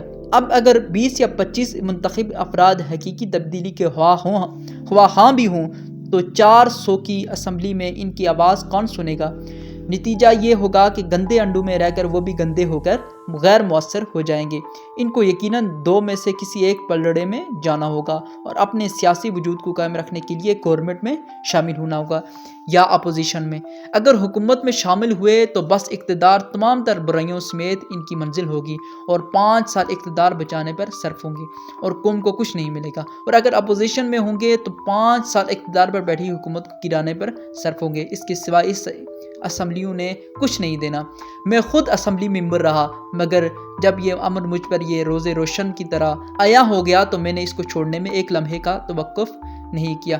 اگر کوئی جماعت یہ سوچے کہ 400 کی اسمبلی میں وہ 200 سیٹیں یا 225 سیٹیں لے کے آ جائے تو اس وقت سہانے خواب کے سوا اس کی کوئی حقیقت نہیں۔ اگر کوئی جماعت یہ سوچے کہ 400 کی اسمبلی میں وہ 200 سیٹیں یا 225 سیٹیں لے کے آ جائے تو اس وقت سہانے خواب کے سوا اس کی کوئی حقیقت نہیں۔ تبدیلی کا عمل کہاں سے شروع ہو؟ اگر خرابی کی شکل میں گاڑی کو ورکشاپ بھیجنے پر آپ متفق ہیں تاکہ مرمت کرانے کے بعد اسے ٹریک پر ڈالا جائے تو اس میں تجویز کروں گا کہ موجودہ نظام انتخاب کی خطرناک حد تک خراب گاڑی کو اس وقت ٹریک پر چلنے سے روک دیا جائے۔ لیکن سوال یہ پیدا ہوگا کہ اسے چلنے سے روکے گا کون؟ سیاسی جماعتیں کبھی نہیں روکیں گی۔ ان کا مفاد اور مستقبل اور ان کی سیاسی زندگی کا تحفظ اور ان کا بزنس غرض یہ کہ ان کا جینا مرنا انہی انتخابات پر منحصر ہے۔ سیاسی لیڈروں اور سیاسی جماعتوں کا اس مروجہ سیاسی نظام کے ساتھ گہرا تعلق ہے، اس لیے وہ اس نظام کو بچاتے ہیں اور ہر وقت نظام بچانے کی رٹ لگائے رہتے ہیں کیونکہ یہ نظام ان کو تحفظ فراہم کرتا ہے۔ ذرا سوچیے یہ کیسا نظام ہے جہاں عوام 2 وقت کی روٹی کو ترس جائیں، عزت نفس اور بنیادی حقوق تک سے محروم کر دیے جائیں، اور جس میں ناانصافی اور ظلم و ستم کا دورہ ہو، ملک کی سالمیت اور خود مختاری کا سودا کر دیا جائے، قومی اداروں اور ملکی دولت کو دونوں ہاتھوں سے لوٹا جائے۔ یہ کیسا نظام ہے جس میں اس حکومت نے اپنے مفادات کی خاطر ہمیں غیروں کے ہاتھوں غلام بنا دیا ہو؟ جب وہ اس نظام کو قائم رکھنے کی بات کرتے ہیں تو دراصل اس کرپٹ نظام کو برقرار رکھنا چاہتے ہیں۔ مثالی جمہوری ممالک میں پارٹی سسٹم اور جمہوری نظام۔ اس کرپٹ نظام کے حمایتی دانشور جمہوریت کی خوبیاں بیان کر کے دراصل پاکستانی عوام کو ورغلاتے ہیں۔ وہ جمہوریت کے ثمرات کے حوالے سے ترقی یافتہ ملکوں کی مثالیں دیتے ہیں۔ یاد رکھیں یہ ان کی بدنیتی ہے، ورنہ جن ملکوں کی وہ مثالیں دیتے ہیں ان میں امریکہ کو لیں تو وہاں 2 پارٹی سسٹم ہے، ڈیموکریٹک پارٹی جو اس وقت حکومت کر رہی ہے اور ریپبلکن پارٹی۔ ایک کے پاس 240 سیٹیں ہیں اور دوسرے کے پاس 192۔ بلیک میلنگ کے امکانات نہیں ہیں۔ اسی طرح برطانیہ کی پوری تاریخ میں 2 پارٹیز رہی ہیں، کنزرویٹو پارٹی اور لبرل، دونوں نے مل کر حکومت بنائی ہے۔ ان ترقی یافتہ جمہوری ممالک میں کبھی 10-15 جماعتوں اور دھڑوں کو ملا کر حکومت بنانے کی نوبت نہیں آتی، لہٰذا ان کی جمہوریت پائیداری کے ساتھ چلتی رہتی ہے۔ کینیڈا کو لے لیں تو وہاں 3 بھی پارٹیاں ہیں، کنزرویٹو پارٹی، ڈیموکریٹک پارٹی اور لبرل پارٹی آف کینیڈا۔ بالعموم دو پارٹیوں سے کام چل جاتا ہے، لیکن ضرورت پڑے تو تیسری چھوٹی پارٹی کو ساتھ میں لا لیا جاتا ہے، کوئی جوڑ توڑ نہیں کیا جاتا۔ عموماً ایک پارٹی ہی حکومت بناتی ہے۔ جرمنی میں اگرچہ زیادہ پارٹیاں ہیں مگر بڑی پارٹیاں 2 ہی ہیں، ان میں کبھی ایک پارٹی تنہا یا ایک آدھ پارٹی کو ملا کر حکومت بناتی ہے۔ اسی طرح اٹلی میں 2 بڑی پارٹیاں ہیں، 276 سیٹیں ایک کے پاس ہیں اور 217 دوسری کے پاس، کسی دوسری پارٹی کو ملانے کی ضرورت نہیں۔ اگر کبھی ساتھ ملانے کی ضرورت ہو جائے تو صرف ایک پارٹی کا اضافہ ہوتا ہے اور کوئی بلیک میلنگ کے امکانات نہیں ہوتے۔ اسپین میں 2 پارٹی سسٹم ہے، اسپینش سوشلسٹ ورکر اور پیپلز پارٹی۔ ایک کو 169 سیٹیں ہیں، ایک کی 169 سیٹیں ہیں، دوسری کی 152۔ تیسری پارٹی 10 سیٹوں کے ساتھ ہے لیکن اسے ملانے کی کوئی ضرورت نہیں ہوتی۔ اب جنوبی کوریا کو لیں، اس میں گرینڈ نیشنل پارٹی کی 171 سیٹیں ہیں جبکہ ڈیموکریٹک پارٹی کی 87 سیٹیں ہیں، تیسری پارٹی کی 16 سیٹیں ہیں، اس کو ساتھ ملانے کی ضرورت نہیں۔ ان ممالک میں عموماً مجموعی طور پر 2 پارٹی سسٹم ملتا ہے جس سے مجموعی طور پر کوئی نقصان نہیں ہوتا۔ یہ چند مثالیں اس لیے دی تاکہ آپ کو معلوم ہو سکے کہ جہاں حقیقی جمہوریت کے ثمرات سے عوام مستفید ہوتے ہیں وہاں عموماً 2 پارٹی سسٹم ہے، اس لیے وہاں بلیک میلنگ کے امکانات نہ ہونے کے برابر ہوتے ہیں۔ اس کے برعکس پاکستان کی سیاست کا بابا آدم ہی نرالا ہے۔ یہاں کئی سیاسی جماعتیں اور سیاسی دھڑے ہیں، ہر دھڑا چند سیٹیں لے کر حکومت میں شامل ہونے کے لیے کوشش کرتا ہے۔ تاریخ گواہ ہے کہ بسا اوقات 10-12 سیٹوں والے سودے بازی کر کے صوبے کے وزیر اعلیٰ کے عہدے کو حاصل کرنے میں کامیاب ہوئے ہیں، کیونکہ وہ جس کے ساتھ ملتے تھے حکومت اسی کی بنتی تھی۔ کبھی یوں بھی ہوتا ہے کہ حکومت بنانے کے لیے سادہ اکثریت کی ضرورت ہوتی ہے اور سادہ اکثریت کے لیے کسی پارٹی کو 5 یا 7 سیٹوں کی ضرورت ہوتی ہے، لہٰذا 5 یا 7 سیٹوں والے بھی اسے بلیک میل کرتے ہیں اور اپنی پسند کی وزارتوں اور مفادات کے لیے سودے بازی کرتے ہیں۔ وہ کبھی حکومت چھوڑ دیتے ہیں اور کبھی پھر حکومت میں شامل ہو جاتے ہیں۔ ان سے کوئی نہیں پوچھتا کہ آپ گئے کیوں تھے اور آپ آئے کیوں ہیں۔ یہ ساری بلیک میلنگ کی سیاست ہے، اس میں قوم کے لیے کوئی پلاننگ نہیں ہے۔ جو شخص اور جو پارٹی تبدیلی کے لیے اس کرپٹ نظام کا حصہ بنے گی وہ بھی اسی میں مل کر خاک ہو جائے گی اور تبدیلی کی آرزویں ختم ہو جائیں گی۔ نوجوان نسل پھر مایوس ہوگی۔ اس نظام انتخاب نے نہ پہلے اس قوم کو کچھ دیا ہے نہ آئندہ دے گا۔ جو تباہی اور بربادی فوجی آمروں نے پیدا کی ہے وہی تباہی اور بربادی مختلف شکلوں میں ان دوسری سیاسی جماعتوں نے پیدا کی ہے۔ نتائج ملے جلے ہیں، اگرچہ دونوں کی خرابیوں کی نوعیت جدا جدا ہے، لیکن اس میں ذرا بر شک نہیں کہ ملک و قوم کو برباد کرنے میں دونوں برابر کے حصہ دار ہیں۔ ترقی یافتہ جمہوری ممالک میں جمہوریت کی گاڑی کیوں ٹریک سے نہیں اترتی؟ یہ ایک اہم سوال ہے۔ جمہوریت کے ثمرات کے باعث وہاں عوام خوشحال ہیں اور جمہوری سسٹم مضبوط سے مضبوط تر ہوتا چلا جاتا ہے۔ وہاں جمہوریت مقدم ہے، شعور کی بیداری مقدم ہے۔ ان ممالک میں اسکول جانے والے چھوٹے بچوں کو بھی اپنی سیاسی پارٹیوں کے منشورات اور ترجیحات کا پتہ ہوتا ہے، چنانچہ ووٹ ڈالنے کی عمر میں پہنچنے تک ان میں مناسب آگہی پیدا ہو چکی ہوتی ہے۔ انہیں علم ہوتا ہے کہ کس کو ووٹ دینا ہے اور کس کو نہیں دینا، میرے ووٹ سے کیا چینج آئے گی اور کیا نقصان ہوگا۔ مغربی دنیا میں ووٹرز کو پتا ہے کہ اس پارٹی کی ہیلتھ پالیسی کیا ہے، اسی طرح ان کو یہ بھی پتا ہوتا ہے کہ جس پارٹی کو ووٹ دے رہے ہیں اس کے آنے سے امیگریشن پالیسیز میں کیا فرق آئے گا۔ ووٹرز کو پتا ہوتا ہے کہ جابز میں کیا فرق پڑے گا، دہشت گردی ان لینڈ سیکیورٹی کی پالیسی میں کتنا فرق آئے گا، سوشل انکم سپورٹ کی کیا پالیسی بنے گی، ٹیکسز اور محصولات کی مد میں کیا فرق آئے گا۔ الغرض جمہوریت کی تعریف ہی یہ ہے کہ ووٹ ڈالتے ہوئے ایک ووٹر کو یہ پتا ہوتا ہے کہ میرا ووٹ ایک چینج لائے گا اور میں اپنا ووٹ کس پالیسی کے لیے دے رہا ہوں۔ وہ زرداری صاحب کو، نواز شریف صاحب، اسفندیار ولی صاحب، الطاف حسین صاحب کو ووٹ نہیں دیتے، وہ چودھری صاحب کو، خان صاحب کو، بلوچستان کی جماعتوں کو یا علماء کو ووٹ نہیں دیتے، وہ فقط ایک نعرے کو سارا منشور سمجھ کر کبھی دھوکہ نہیں کھاتے۔ انہیں اپنے حقوق کے بارے میں 100% کلیئرٹی ہوتی ہے۔ ان کی پالیسیز ان کی ترجیحات میں واضح فرق ہوتا ہے ان کی ترجیحات میں واضح فرق ہوتا ہے، ان کے واضح نظریات ہوتے ہیں، بھلے 100% کامیاب ہوں یا نہ ہوں مگر کچھ نہ کچھ رزلٹ آتے ہیں۔ اگر یہ نظام ہے تو پھر بدنظمی کیا ہوتی ہے؟ لہٰذا وہ نام نہاد پاکستانی نظام جمہوریت کے دانشور جو جمہوریت کا نام لیتے نہیں تھکتے اور پاکستان میں موجود نظام کو برقرار رکھنے کے حامی ہیں، ان سے سوال ہے کہ وہ بتائیں کہ نظام کیا ہے۔ اگر اسی کا نام نظام ہے تو پھر بدنظمی کسے کہتے ہیں؟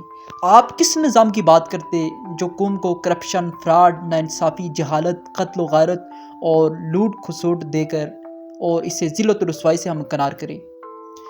انتخاب کی پہلی شرط یہ ہے کہ ووٹر کو ووٹ ڈالتے ہوئے یہ پتہ ہو کہ میرے ووٹ سے کیا چینج آ سکتی ہے۔ یہ کیسا جمہوری نظام اور طرز انتخاب ہے کہ اگر پارٹیوں کی پالیسیز میں کوئی فرق اگر ہے تو وہ گالیوں کا فرق ہے، دنگے فساد کا فرق ہے، وہ فرق برادری ازم اور خاندانی وابستگیاں ہیں۔ لوگوں کی ایک بڑی تعداد مرحوم ذوالفقار علی بھٹو کی شخصیت کو آج تک سیاسی طور پر پوجتے ہوئے ووٹ دیتے چلے آ رہے ہیں۔ انہیں کسی منشور سے کوئی غرض نہیں۔ جہاں شعور کا عالم یہ ہو اور یہ بھی کوئی نہ پوچھے اور نہ جانے اور سمجھے کہ ان پارٹیز کی پالیسیز میں کیا فرق ہے، تو وہاں کس جمہوریت کی بات کی جاتی ہے؟ پیپلز پارٹی 70 میں جب پہلی بار آئی تو ذوالفقار علی بھٹو مرحوم کا دور تھا، مسلم لیگیں اور دوسری لوگ ایک طرف تھے۔ اس وقت نظریات کا ایک فرق ضرور تھا، بعد میں نتائج کیا آئی یہ الگ بحث ہے۔ کچھ نہ کچھ تبدیلی آئی اور ایک ڈائریکشن بنی۔ قومی پالیسی کا ایک نقشہ تھا، لیکن بدقسمتی سے وہ دور جانے کے بعد آج والے سب ادوار دیکھ لیں، ان میں سوائے الفاظ کے، نعروں کے، تقریروں کے اور ہے ہی کچھ نہیں۔ اب ترجیحات ہیں، نہ پالیسیز ہیں اور نہ ہی پلاننگ، صرف ایک دوسرے کو گالی گلوچ، ایک دوسرے پر الزام تراشی اور تہمتیں ہی پارٹیوں کا کل منشور ہے۔ کیا اس نظام سے آپ اس ملک کو بچانا چاہتے ہیں؟ اس سیاسی اور انتخابی روش سے تبدیلی کی امید رکھتے ہیں کہ روشن سویرا طلوع ہو؟ خدا را اس سازش کو سمجھیں۔ ابھی 3-4 سال میں جو کچھ آپ کے ساتھ ہوا، کیا یہ بھیانک مستقبل کی خبر نہیں دے رہا؟ اب پھر وہی پرانا میلہ لگے گا، ٹکٹیں بکیں گی، پارٹیاں میدان میں کودیں گی، جلسے شروع ہو جائیں گے اور لوگ جوش و خروش سے آ جائیں گے۔ کہیں ایمانی جوش ہوگا تو کہیں جمہوری جوش ہوگا اور کہیں نظریاتی جوش ہوگا۔ بس پوری قوم دوبارہ بے وقوف بنے گی۔ الیکشن ہوگا، ووٹ ڈالیں گے، جب نتائج آئیں گے تو اسی طرح کی ایک نئی پارلیمنٹ تمام تر خرابیوں کے ہمراہ دوبارہ آپ کے سامنے کھڑی ہوگی۔ سپلٹ مینڈیٹ کے ساتھ لوٹ کھسوٹ کے لیے پھر جوڑ توڑ شروع ہو جائے گی اور قوم گئی جہنم میں۔ یہ ہے پاکستان کا نظام جمہوریت اور طرز انتخاب۔ جب ان سے پوچھا جاتا ہے کہ اس نے قوم کو کیا دیا تو جواب ملتا ہے کہ آپ کون ہوتے ہیں پوچھنے والے؟ ہمیں قوم نے مینڈیٹ دیا ہے، لوگوں کے ووٹوں سے آئے ہیں، اگر ہم نے کچھ نہ دیا تو اگلے الیکشن میں قوم ہمیں مسترد کر دے گی۔ اس جملے کے سوا 17 کروڑ عوام کو کبھی کچھ نہیں ملا۔ حالانکہ الیکشن کیا ہے؟ یہ دراصل 5 سال کے بعد اس قوم کو پھر سے بے وقوف بنا کر انہیں اس بات کا علم ہے کہ مروجہ باطل سیاسی نظام انتخاب کے ہوتے ہوئے کسی میں ان کو مسترد کرنے کی طاقت نہیں، تبھی تو 10 مرتبہ منتخب ہو کر 30 سالوں سے اسمبلی میں بیٹھے ہوئے ہیں۔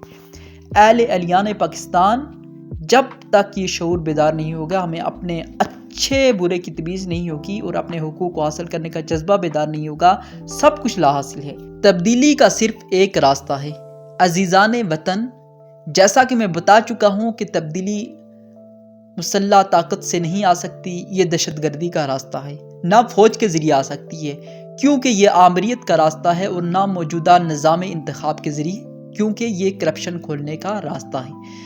اب آخری بات سن لیجئے، اگر قوم عزت کے ساتھ جینا چاہتی ہے، اس قوم کے نوجوان پڑھے لکھے لوگ وقار کے ساتھ زندگی گزارنا چاہتے ہیں اور بزرگوں کا حاصل کیا ہوا یہ وطن عزیز غیروں کے ہتھے چڑھنے سے بچانا چاہتے ہیں، تو اس کا صرف اور صرف ایک ہی راستہ ہے، اور وہ یہ ہے کہ اس نظام انتخاب کے خلاف بغاوت کے لیے کھڑے ہو جائیے۔ یہی تبدیلی کا راستہ ہے۔ اس نظام انتخاب کو یکسر مسترد کر دیا جائے۔ آپ پوچھیں گے کہ یہ کس طرح ممکن ہوگا؟ میں کہتا ہوں کہ اس کی مثالیں خلیج اور عرب ممالک کی حالیہ لہر میں موجود ہیں، جس کے تحت مصر، لیبیا اور تیونس کے لوگوں نے تبدیلی کو ممکن بنایا۔ جس طرح ایران کے عوام نے شہنشاہیت کو رخصت کیا، یہ نظام انتخاب آپ کا رضا شاہ پہلوی ہے جس کے خلاف ایرانی قوم اٹھی تھی۔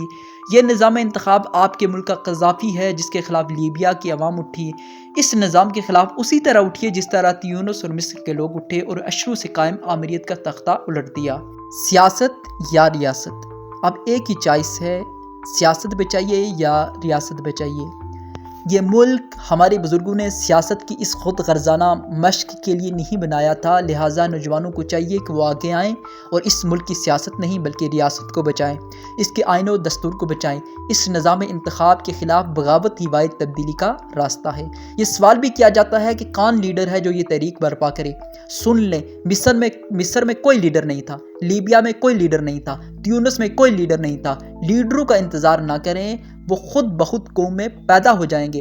بات صرف اٹھنے کی ہے، اگر بیٹھ کر مر جانا ہے تو یہ بزدلوں اور کم حوصلہ لوگوں کی موت ہے، بے مقصد موت ہے۔ ہمیں عزت و ناموس کی خاطر باہر نکلنا پڑے گا۔ اس الیکشن کو مسترد کریں اور پوری قوم سڑکوں پر آ جائے۔ جب پوری قوم سڑکوں پر آ جائے گی اور کہے گی کہ یہ نظام ہمیں نہیں چاہیے تو سپریم کورٹ قوم کی آواز پر ایکشن لینے کی پابند ہو جائے گی۔ قومی اتفاق رائے سے جس کا طریقہ موجود ہے، ایک غیر سیاسی اور غیر فوجی حکومت تشکیل دی جائے جس میں اعلیٰ کردار کی بے داغ سیاسی شخصیات یا عدلیہ کی اچھی شہرت کے ایماندار ریٹائرڈ جج صاحبان، فوجی سماجی حلقوں کے صالح اور اعلیٰ انتظامی صلاحیتوں کے حامل اشخاص اور مذہبی حلقوں سے خوف خدا رکھنے والے مصلحین شامل ہوں، جو ملک سے برائیوں کا قلع کریں، کرپشن اور لوٹ مار کے اندھیر نگری کو روکیں اور مقروض معیشت کو بہتری کی طرف گامزن کریں۔ اس کے بعد حقیقی جمہوری طریق پر ایماندار، مخلص اور درد دیر رکھنے والے ارکان اسمبلی کا چناؤ عمل میں لایا جائے جو ملک کی تقدیر کو بدل کر رکھ دیں۔ لوگوں، اٹھو، پاکستان کو بچانے کے لیے میدان عمل میں کود جاؤ۔ یہی ملک کو بچانے اور اس میں چینج لانے کی واحد سبیل ہے۔ میڈیا اور قوم اس نقطہ نظر پر مباحث کا آغاز کریں تاکہ ایک قومی اتفاق رائے ڈیولپ ہو۔ اس سے قوم کے اندر شعور پیدا ہوگا اور وہ تبدیلی کے لیے تیار ہوں گے۔ اس موقع پر میڈیا کے سامنے یہ وضاحت کرنا چاہتا ہوں کہ ہمارا یہ انقلاب ہرگز سول نافرمانی کی کوئی تحریک نہیں ہے، نہ ہی ریاستی مشینری کے خلاف کوئی کوشش ہوگی۔ یہ ایک پرامن انقلابی جدوجہد ہے تاکہ قوم خواب غفلت سے بیدار ہو اور انتخابات میں حصہ لینے سے صاف انکار کر دے۔ قوم کو متحد ہو کر گھروں سے باہر نکلنے کی دعوت یہ ثبوت فراہم کرنے کے لیے دی ہے کہ اسے یہ بالکل غیر منصفانہ اور ظالمانہ نظام سیاست ناپسند ہے اور وہ تبدیلی چاہتی ہے۔ جزاک اللہ سامعین، آپ اس چینل کے ساتھ جڑے رہیے۔ جانے سے پہلے اس چینل کو سبسکرائب کیجیے اور اس ویڈیو کو اپنے تمام دوست احباب، حلقہ احباب تک پہنچا دیجیے اور ان سے یہ کہیے کہ اس کو لازمی سنیں تاکہ ان کے شعور میں اضافہ ہو۔ جزاک اللہ۔ انتظار کیجیے آنے والی نئی بک تک تاکہ آپ اس سے بھی استفادہ کر سکیں۔ جزاک اللہ۔